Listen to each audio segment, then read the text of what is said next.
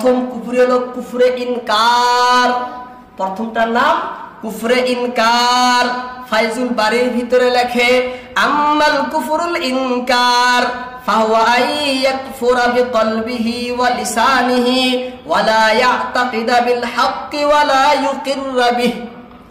বলা হয় কুফর হলো জরুরিয়াতে দ্বীনকে অন্তর জবান দ্বারা অস্বীকার করা, জবান এবং অন্তর উভয়ের দ্বারাই অস্বীকার করা। অর্থাৎ জরুরিয়াতে দ্বীনের মধ্যে অন্তর থেকেও বিশ্বাস করে না, মুখের দ্বারাও স্বীকার করে না, আন্তরিক এবং মৌখিক উভয় ভাবেই সে অবিশ্বাস করে, অস্বীকার করে। এটা হলো কুফরে ইনকার।